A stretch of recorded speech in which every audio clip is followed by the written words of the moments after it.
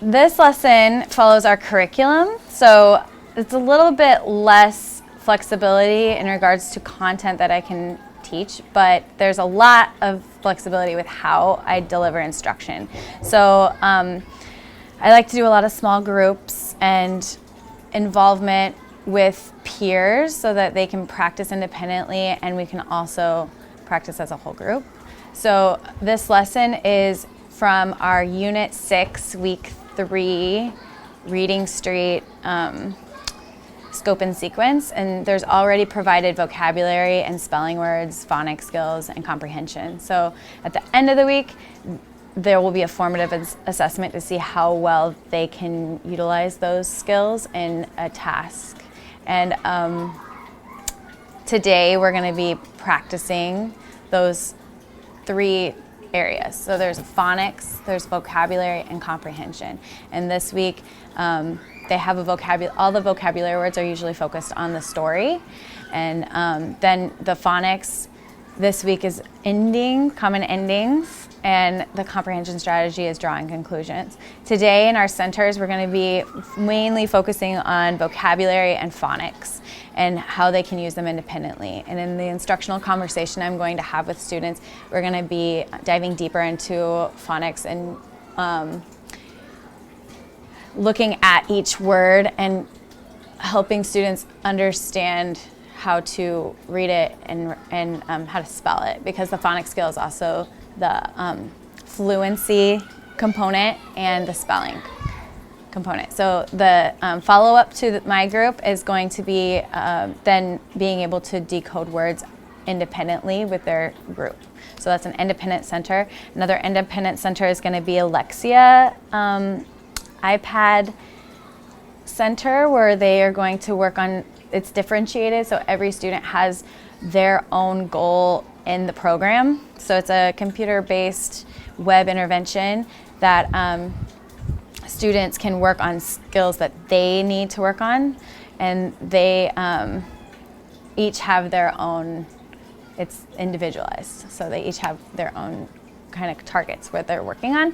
And then the last center, the 4th center, is going to be a vocabulary center where they are going to draw and write sentences about their vocabulary words that we can display on our literacy wall.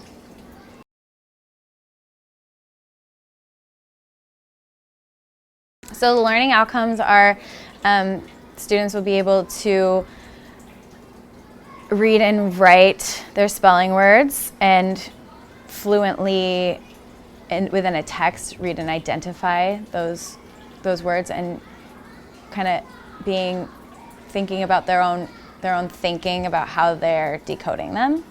And then the vocabulary is for also fluency, because they are sight words. They're their sight words, and they also need to know what they mean.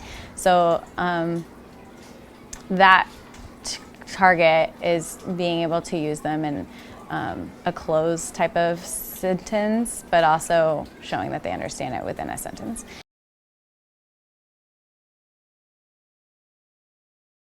So the vocabulary cards are going to be big on that, and also being able to implement their fluency. At the end of my center, we'll go through each word and make sure that they can read them, or if they're still working on decoding them, we'll work on decoding those words and give them strategies for how they can use that in the fluency center.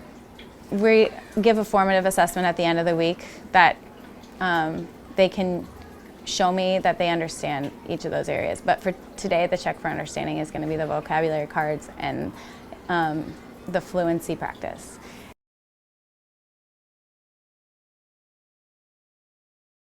The big questions are the learning targets.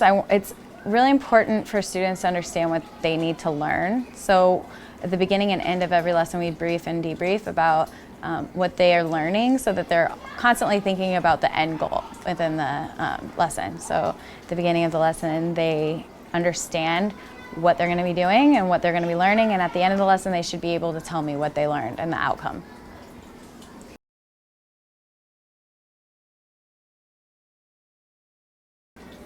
So centers are small groups, so it's really a lot easier to make sure that students are engaged, or to show that they are engaged, because they'll be in a smaller group and they'll be able to work together, and they love centers. So that's kind of a incentive whenever we have centers. It's because they earned it, or because I want them to enjoy learning, and it's kind of fun. So yeah, they'll be moving around, they'll be rotating groups and talking to each other, and we'll be discussing how we work in groups beforehand so that they know the expectation.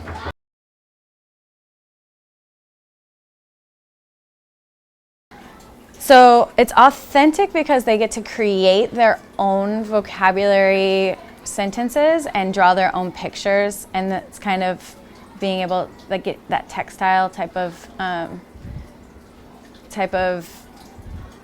outcome. And also in my group, they can we're going to make flashcards and manipulate the words and sort them, and we'll use a lot of visuals, color coding. And then it's also authentic because they will be reading in their decodable readers and being able to work together in a group.